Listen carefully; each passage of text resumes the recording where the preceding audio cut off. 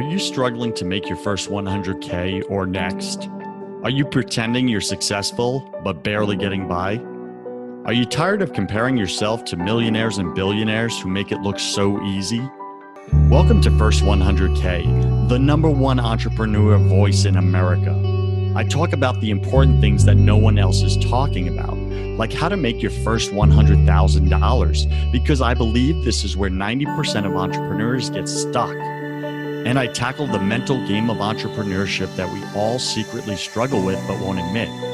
My guests are successful entrepreneurs who share their mistakes, their #1 fears, their daily habits, and their superpowers that push them over the 100K mark. I'm your host, your coach, your friend, Joseph Warren. I'm also a 10-time failed entrepreneur and the owner of 2 co-working spaces here in Tampa, Florida. This show was created for you, the entrepreneur who's pushing to break through the elusive 100K milestone. Wherever you are in your business, you're just 100K away.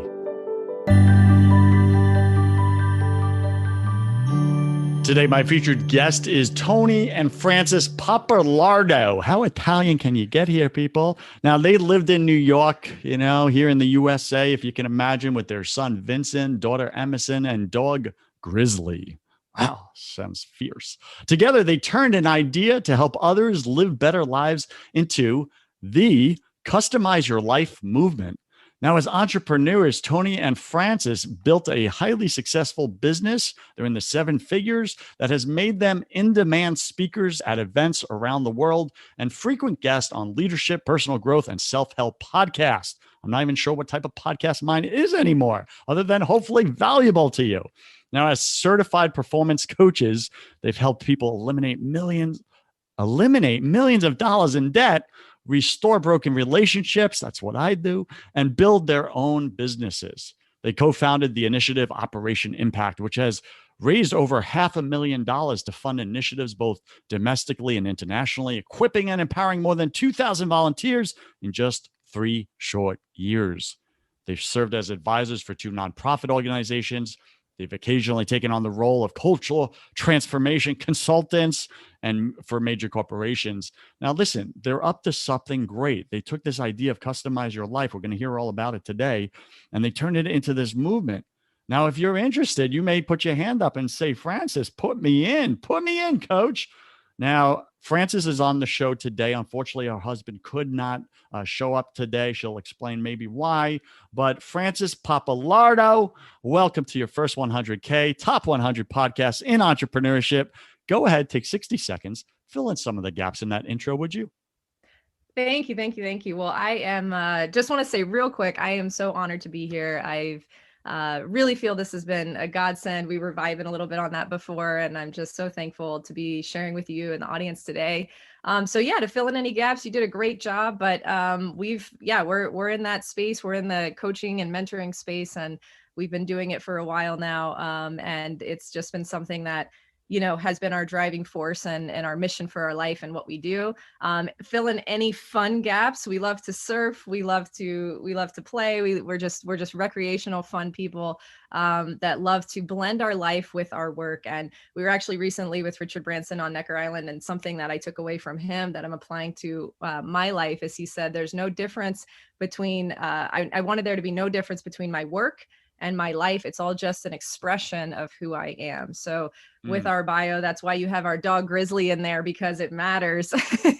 Grizzly matters, folks. Grizzly matters because she's part of our life and our work, and it all just blends together. So I love it. Work-life integration. There's no such thing as balance, right? Because then you're in constant battle with each other. One's got to give. You got to take and steal, borrow from this side. And it's like most people choose money over the relationships, right? That's why they get all these broken relationships, and they end up broke, alone, and miserable and divorced, right? Like that's the outcome.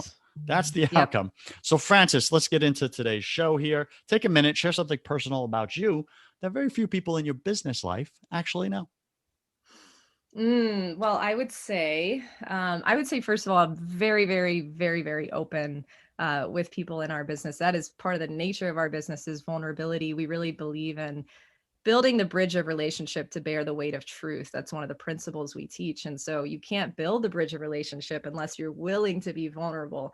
So there's actually very, very few things, Joe, that I think my personal business people don't know about me. I'm introverted by nature, although I'll get up and speak in front of thousands of people. I am introverted by nature, but I find the extrovert in me to get out in the crowd and to show love and be that change that I kind of want to see in the world. So I can't hide in my introvertedness. I was made fun of as a kid. So I think that's something that's shocking and surprising for a lot of people when they see the confidence I've been able to build over the years, that's part of my story. But, something very real we're going through right now that a lot of people are aware of, but maybe don't know all of the details is that the reason my husband's not on the show today. So do you mind if I share a little bit of that right Please now? do. I love real. I love authentic because it takes away my listeners' excuse to not show up powerfully in their own life or business. So please go for it. I love that. I love that. So my husband was supposed to join us today, but he's been on what's close to now being a 1-year journey with cancer. Started in June of 2020. He was diagnosed with testicular cancer, which, as many of our viewers might be familiar, it's a very curable form of cancer. So it was one of those things where it's like, hey, it happens, but we've got this. And it sent us on a little bit of a journey. And we thought, yeah, it'll be done in a few months, is for most, right? And here we are. What's this month? It's June now, right? June 1. Just June 1st of 2021. And we're still on the journey. And he's gone through traditional standard of care and they're deeming him non-response to traditional chemo. So he's been sent into that other statistic that we're not going to give too much life to, of the testicular cancer patient, pool, I guess you would say. So we found ourselves in Arizona. We've relocated here. We actually kind of started our journey here and now we're back and we're pursuing some alternative, more targeted approaches, more genetically specific approaches to chemotherapy and the regimen that he's going to receive here. Because just because he didn't respond to the blanketed approach doesn't mean that there's not a response that he will receive that will work for him and his body. That's customized, which is what our whole business and our whole life is about, is customizing your life. So we're going to customize his personal cancer fight right now, his journey. But I think this has sent us into a new stratosphere of vulnerability with our business, with our community, with anybody that knows us. And so I think something that may be interesting or shocking for folks to hear that do know us right now is just the severity of the situation and where we're at. Now, we're not fearful about it. We're not, we are people of faith. We stand on a mightier God than cancer, that we know is going to take this enemy down. And we know that the enemy's for sure going to regret the day that he ever pointed his sword at my husband. But it's a journey. And maybe we had to go on this journey to transform us as leaders, as entrepreneurs, to take our business and our influence to the next level, in a different, more centered approach now, if you know what I mean. So I think just the severity of the situation, we don't like to talk about it a lot, Joe, because we just don't like to give it life. We just like to focus on the victory ahead. Yeah. But it is a unique crossroads. And I think it's a very interesting conversation. It could bring up a lot of questions about traditional standard of care and just sort of that blanketed approach to healthcare versus, some of the other alternative approaches that are out there that might make more sense for some people. So, Frances, thank you for sharing so openly the adversity that you're facing right now, not just in your life, but in your business as well. I mean, your husband's your business partner, right? And 100%. Here he is, just kind of having to be stretched in other areas of focus right now, which puts a lot back on your shoulders. And you said off camera, so to speak, that you now find yourself in the role of caregiver as well, a role you never thought would be part of your reality, but yet here you are. So you're caregiver, your mother, your wife, your business owner of a 7-figure business. Like, where do you get the capacity to show up in all these areas effectively? Well, there's only one answer to that. And I know we have a variety, a mosaic of viewers that are probably listening with all different belief systems. But my capacity now only comes from God. I reached my limit. I reached my personal limit. I thought that I've sort of been a DIY person my whole life. Do it yourself, do it yourself, do it yourself. Use a little bit of God on the side, but do it yourself. Hey, You've got Francis, this. are you a little control freak just like me and the rest of my audience? Just a little bit. Just a little We bit. actually Got it. Please just a little. continue. No, on paper, I actually am. We do these temperament analysis with the folks that come into our program, of in-depth dive into their innate inborn temperament. And there's 3 categories that show up on your temperament test, and it's your inclusion, which is how you are socially, your control, and your affection. And in the control category, I'm what they would call a choleric for anybody that knows the terminology. Choleric temperament. Yep. Yep, and I'm off the scale. I'm a level 10 plus Now, a in lot of control. cholerics, for you listeners out there listening, if you're unfamiliar, cholerics tend to be CEOs of large companies because when they apply that control freak aptitude to business, we're highly effective in business. Unfortunately, we can be very harmful in our relationships at home. Yep. It's a two-edged sword, isn't it? Wouldn't you agree, Francis? Absolutely. We can dive a little bit more into that if you want. I think it's fascinating. I agree. It's fascinating. Yeah. So let's just cover that just for a second here. Sure. How have you learned to bring down your little control freak in order to show up, well, now for your husband, for your kids, for the business, right? That he's absent from, maybe here and there. Like, how did you learn to give up that control? Because that's the most difficult thing for choleric temperaments, is to give up control, because it's the very source of life in us. It is. It's at our core of how we operate. Our operating system is run off of this choleric energy and temperament. And in my inclusion and my affection category, I'm melancholy. So if you know the choleric and the melancholy, those 2 temperaments are not super highly relational. So being in the role of a caregiver or a mom or a wife, not having any of the other temperament blends, like a sanguine or a supine or some of the other blends, it can make me sort of like this. It'd be like having the choleric. Think of the choleric like a general, like a military general. And then the melancholy is kind of like an accountant. They're making sure. So you have this general who's driving the ship, and then you have the little accountant right behind him, like making sure everything's done perfectly. So it can be a real blended up nightmare if you're not operating from what I like to say a healed place. Yes. And that's what I found with working people with their temperaments is, you might be listening to this and say, wow, she must be crazy to live with. Yes, I could be, but because I've healed different various parts of myself, my emotional wounds, I've pulled back layers of conditioning, I'm now able to operate from a much more healed place. And in my faith, a place where I'm operating more from a Christ-centered perspective, where he's working through me, and I'm able to really lay my life down, in a sense, remove my ego, let down my flesh, say, this is how I want to do it, but I know your way is better. And yeah, Joe, it is hard when you're wired this way. And I have a feeling, what's your temperament? Because you're smiling a lot. Are you choleric in control as well? So I you're born with a certain primary and secondary temperament, right?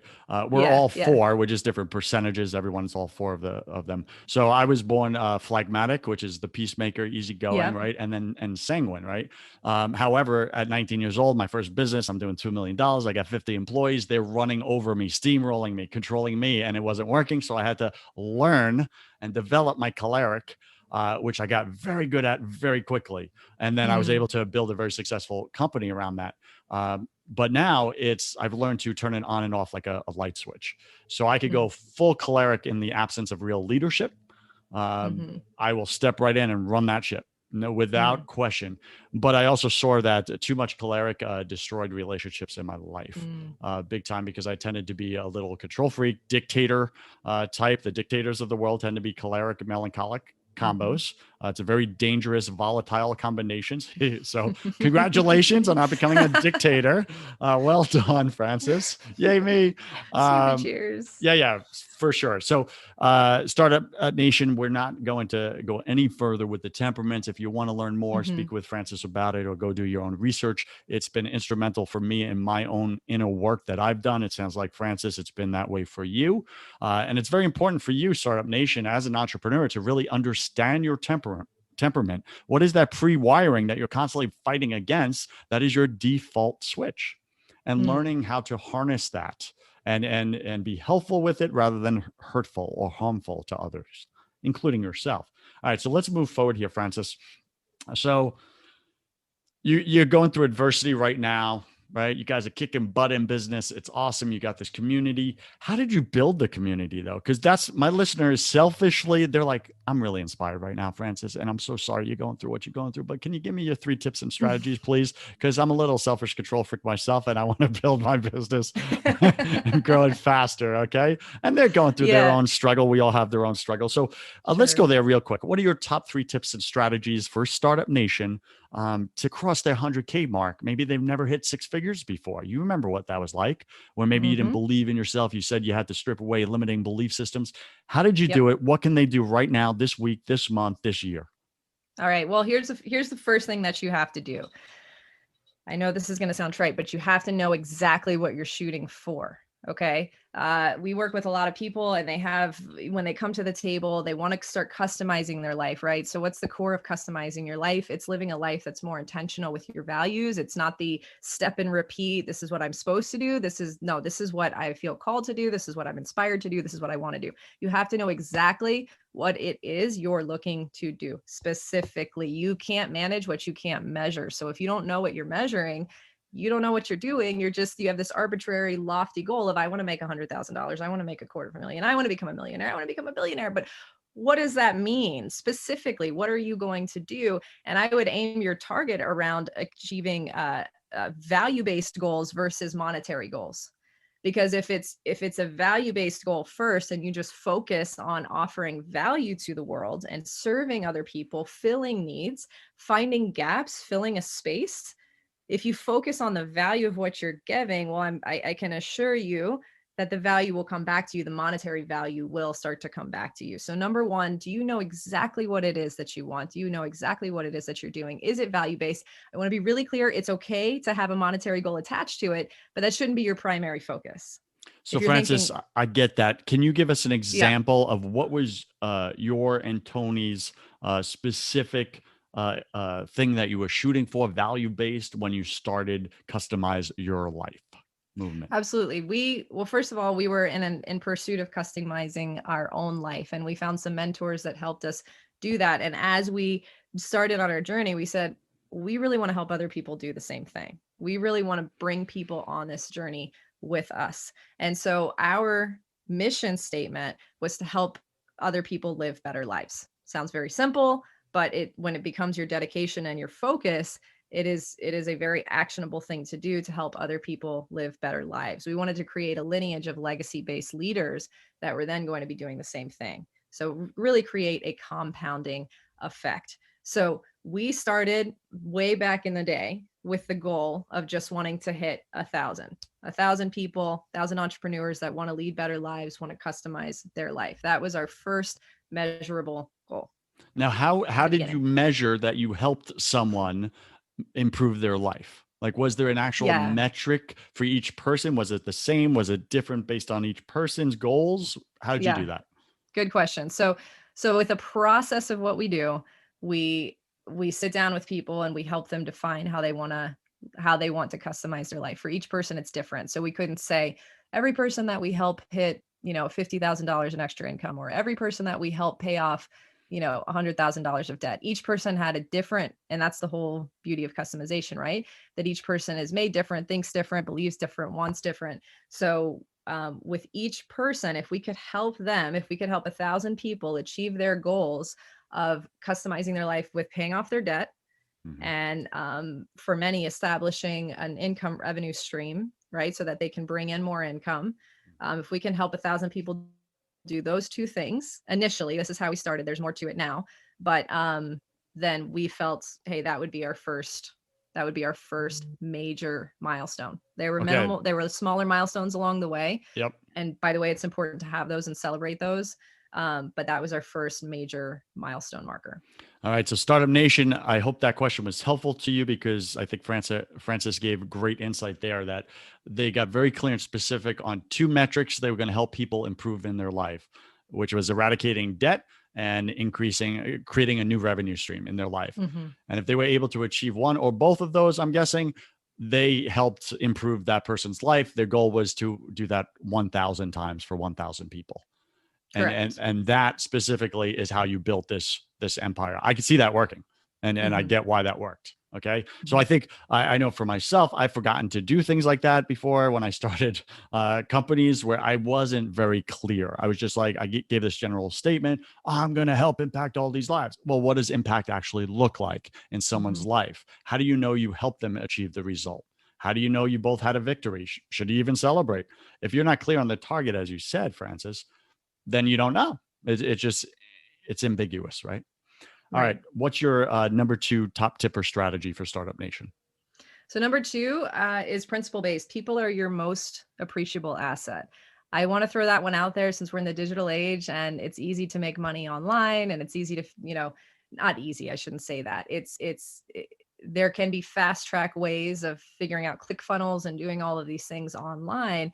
But at the end of the day, if you don't have relationships with people, whether it's your tech people, it's people behind the scenes, it's your clients, if you don't have people that you're investing into, I personally don't believe that you're building a business that's meant to last. Because we don't build businesses, we build people, and the people build the businesses. That's how we look at our work, right? So we don't focus on, we're going to help them build this thing. In fact, they'll do it way better than we could ever do. Right? Because they're the one that they're meant to do it. We're not meant to build their business. Right. They're meant to build their business. So we invest in them as people, and then they build the businesses. So for those of you, whether you have online business, whether you have in-person business, whatever it is that you do, make sure that and this is coming from a choleric melancholy, a very non-relational temperament, although I have conditioned and developed many other sides of myself, but the point is, if you're not investing in people, you're missing the boat. If you're just trying to move the levers, click the buttons, flip the switches, but you're not investing in the people that are behind the switches, behind the buttons, behind the levers, it's not built to last. So relationships are key. Ask yourself, what are the top things I'm doing every day to invest in the people that make my business, whether that's them working for your business or it's your clients? What are you doing to invest into them as people? So I really get that. I'm just going to summarize in my own words, Startup Nation: build people, not outcomes and results. Even for those people, like, build the people, like, you build them up, they'll get the outcomes and results, right? It's part of their vision, their calling, etc. All right. I like that a lot. Frances, what's your number 3 tip and strategy here? What you got? Number 3, think scalable. You want to think in terms of, with everything that we're doing, is this scalable, right? I'm assuming that the listeners of this podcast, they want to go big, right? Your first 100K, you guys are thinking first 100K, but when's the next one, and the next one, and the next one, and the next one, and the next one, right? You guys are very big thinkers and big dreamers, which is wonderful. You want to think scalable. The number one mistake that we find that most business owners make, that they bring us in to consult for them, they bring us in to coach them, the number one mistake that they make is they don't think scalable. So they make decisions based upon what they can do now with them in a client interaction or the particular situation that they have, but they don't think on a macro level. Well, I have 50 clients now, but what happens when I have 1,000? What happens when I have 10,000? What happens when I have 100,000? Is the metric, or is the system that you're installing today one that can be used on the next 100, on the next 1,000, and the next 100,000, and still sustain? If it is made just for what you have today, it's going to be very difficult to then scale that business. So we think we always challenge the people that we consult and coach to really think on a more scalable level. And that's really just thinking on a macro level versus a micro level. I can really see that as being one of the number one challenges you get to see it with business owners, for sure. being in this constant reaction mode to just what's happening right here, right now. That's all some people see. They can't see past it. And you're saying, no, you must see past it if you want to create a sustainable business. Create processes now that not only work for what's happening in front of you, but it's going to work 10x what's happening in front of you as well. Okay, got it. Awesome. Yeah, and we really like to think like, how can we work ourselves out of the equation? Yeah. Which is an interesting question. If you were to ask yourself, how can I work myself out of my own business equation? Oh my, wait a minute, but my business is supposed to revolve around me. Is it? I am so important. Do you have any idea how important I am? Like, I am so needed. I need to feel needed. Like, and that's exactly why you're staying small, Startup Nation. Yeah. Is that kind of mindset. It's the wrong mindset. It's very self-centered rather than others-centered. Yes. Yes. We tell our people, look, you should be better than we are. And why? Why should they be better than we are? Because we get to lend our experience. We get to lend our wisdom. We get to pass on the things that we've learned. So they should be able to take it, grab it, digest it, metabolize it quicker than we did. Why? Because we lived it. So we can give you 10 plus years. You can take that and digest it in a few months, a year. Maybe it takes you 3 years to digest it, but that should give you at least a 3-year ramp up on us. And we want you to be better than we ever were. And to us, that's the idea of success. And because we want our business to carry on after we're gone. We don't want our business to live and die with us. That's not what it's about. If that's the case, then it was all about Tony and Frances. And that's not the idea. We don't want it to be about Tony and Frances. It's about the people that we serve, the community that we've built together. And so if you think about it that way and you really invest in equipping, empowering, and building up the people that work for you or with you, however you look at it, then now you're talking about really building a legacy-based lineage business that's going to outlast you. And I believe that should be the goal for anybody, right? Because we think about the generations that we're raising on behind us. If you have kids, if you want to build something of true value that's going to continue to serve the world for as long as it can serve it, whether you're here or not.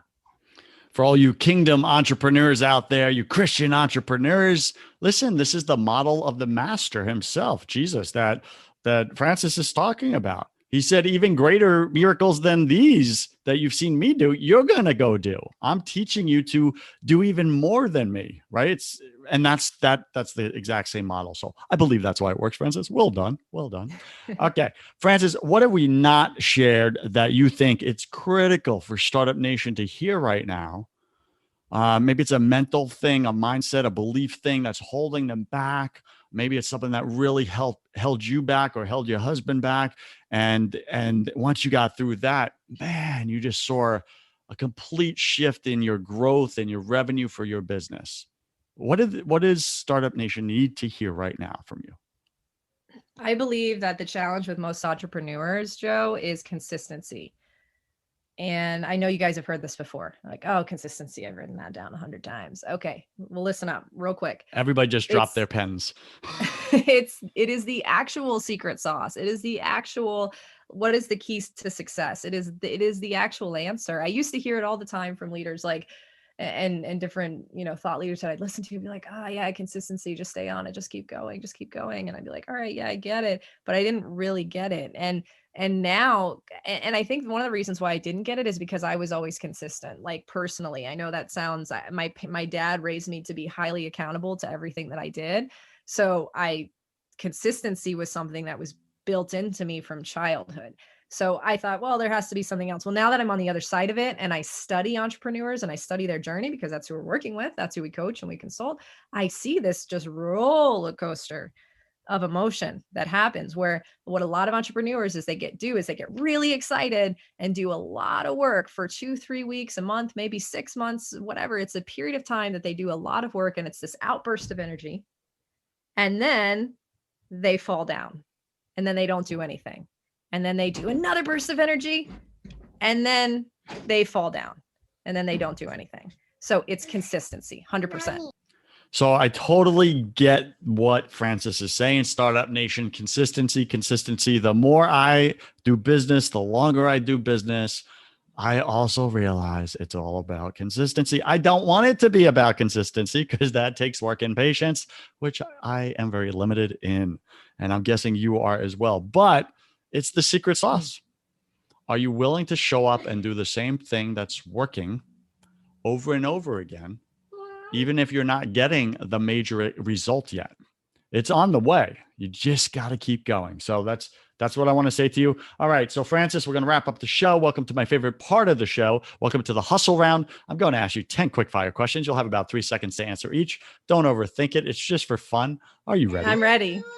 All right. And listen, we get that you got your little baby in the background, so totally understand that. I got a 1-year-old. This is part of doing business. And I know all you mommy entrepreneurs out there, sometimes you feel mommy guilt because you got to like leave your kids at home and go to work, but you're doing it for them. Listen, stop beating yourself up. The world already beat you up enough. Give yourself a little grace. Do the best you can. Do it for a short amount of time and then create that great life for them. All right. So, Frances, here we go. What is your favorite thing about being an entrepreneur? Oh gosh. Wow. 3 questions, 3 seconds. Go. Favorite thing about being an entrepreneur, leaving a legacy. Yeah, good answer. What's your least favorite thing? Uncertainty. Yeah, a lot of it for sure. What are you most afraid of? Never not having done enough to Mm, accomplish my mission, my yeah, calling. I get that. I believe we're all struggling with something at any given moment of our life. It's just part of being human. Mhm. Obviously, you shared some of the struggles that you have right now personally. What are you guys struggling with professionally right now? Maybe in the business, is there a struggle? Mm, um, business for us, is this a 3 second answer? This isn't, right? Because Yeah, it you can't just be. used 2.5. Go ahead. Oh no.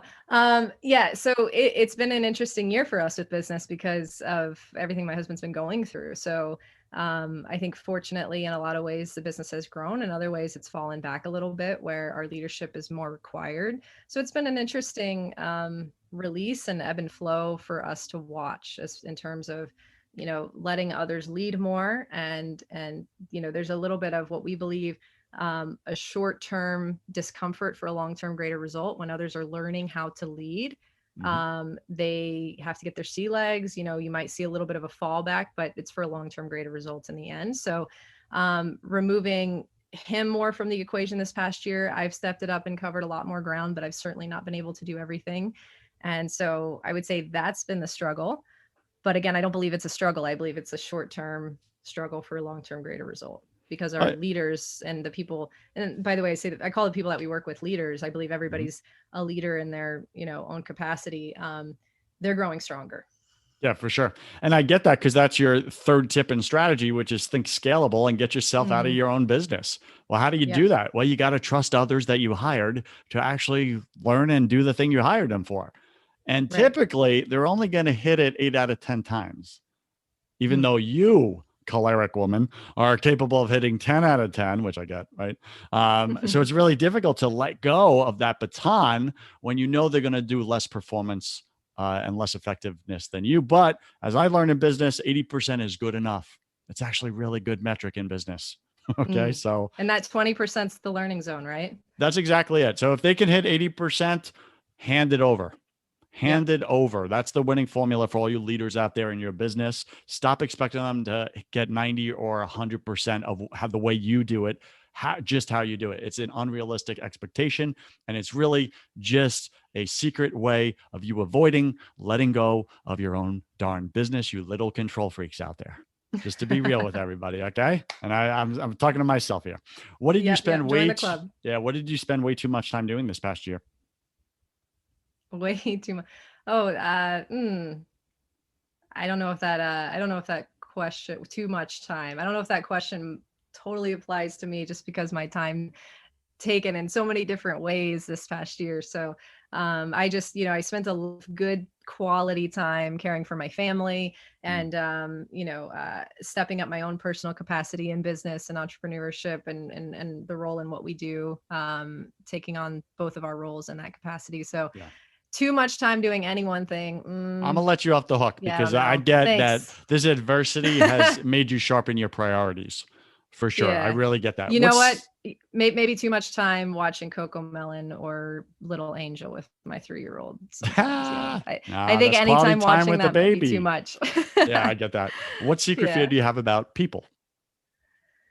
Oh, secret fear about people. I think I don't like to claim fears as much in my life, but I guess it would be being misunderstood.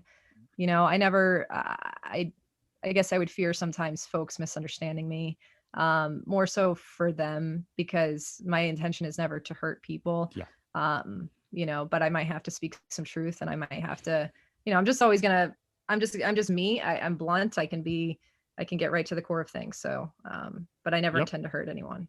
Yeah, I get that. That's been me my whole life. I get it. What do you wish you had learned sooner in your business? Scalability. Yeah, for sure. What's a new habit you want to create? Mhm. Gonna get back on the health habit. I've sacrificed a lot of my own personal health just being a caregiver. So now Not I'm allowed. It's not yes. sustainable. All right. No. What is a bad No. habit you want to break? I'm cutting out sugar. I know this Good. isn't a health podcast here, but Sure it I'm is. cutting out sugar as much as I can this year. Yeah, it's awesome. I'm doing my own program. I lost 20 pounds in 2 weeks of Hey. visceral fat people. You know, the over 40 dad bod, that does not work for me. Sorry, it's not part of my Yep. vision for myself or my life. Not Yep. happening. Pick 3 words to describe who you are now. Who I am now, I would say resilient. Um, resilient, steadfast, and faith-filled. Yeah, that's awesome. Pick 3 words to describe who you are your first year in this business. Insecure, uh, um, insecure, maybe unrelenting with myself and with others, and you know, unsure. Yeah, I get that. And last question, Frances, if you could come back to life after you died, look your family and friends in the eye and give them only one piece of advice about everything, what would you say to them? I'm going to say what my father said to me before he passed away. He said, just do your best every day. And he said, I'm not saying that you have to be the best, right? Understand what I'm saying, but do your best every single day. And that stuck with me because I can be a competitor at heart, and that's not what it's about. And that's not what life's about.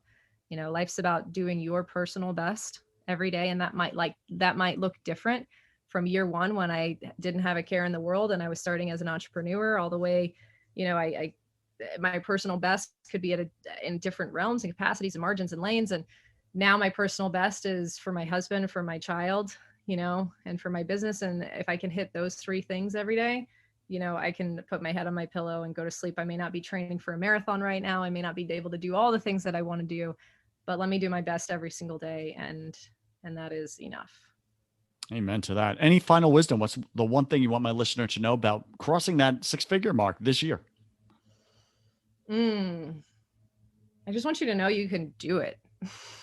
You can absolutely do it. Whatever you set your mind to, you can do it, but it has to become your all consuming focus. Whatever it is that you want in life, if it's going to be a measurable goal, like we talked about before, it has to become a daily focus for you. It cannot be this roller coaster of ups and downs. It has to be something that you think about every day, you live every day. And like Richard Branson said, your work and your life are just an expression of who you are. So allowing that to blend in a way that's not, yes, it's not all consuming your family. We're not looking for your spouse to get upset with you. But if it just starts to become a part of who you are and you're living out of your values and you're coming from that whole healed place where your work becomes your mission and you know what you're looking to do and you're living that in all aspects of your life, you can absolutely do anything. All right, Startup Nation, get off your rear end and go get it. Go get it.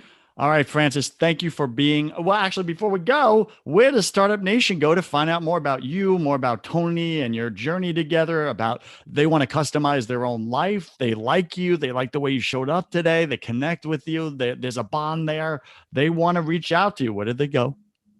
You can go to CustomizeYour.Life. It's not a .com. It's CustomizeYour.Life. You can check us out there. You can check out our philanthropy work at operationimpact.co.co.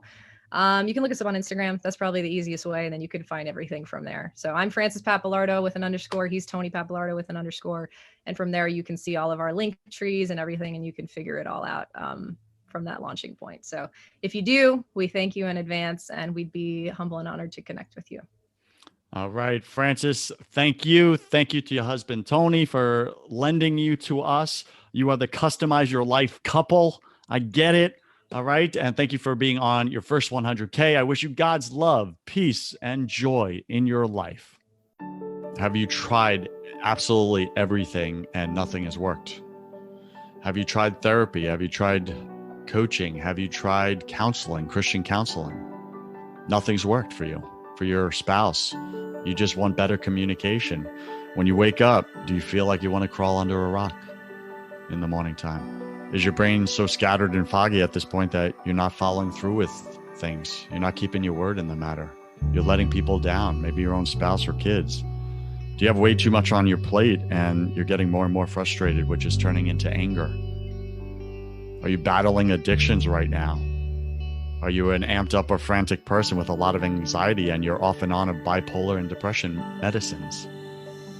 If any of these you connect with, then what I do is specifically this. I do not do therapy. I do not do counseling. Those are for people that want to talk about their problems or learn different ways to cope and manage their problems. I don't do that. Reach out to me if you want to get rid of your problems permanently. Like, be done with the addiction. Be done with the medications. Be done with the escaping your life because you just feel so powerless in it. If you want those results and you want peace, it's what we all want. We're all chasing it. We had it as kids. We lost it. Life beat the crap out of us. If you want peace, that's what I sell. It's God's peace. So you can find that at josephwarren.net. You can schedule a call with me, complimentary. I'll contribute 30 minutes of my time into your life. We'll get clear on what you actually want. Then we'll see if we want to work together. And that's me interviewing you to see if you're ready. Are you ready to do what it takes? Some people try to come to me, but they're not ready to be coachable. They're not ready to get rid of the problems. Again, if you don't want to talk about your problems anymore and you've tried everything and nothing has worked and you want to permanently get rid of them, go to josephwarren.net and let's see if I'm your guy.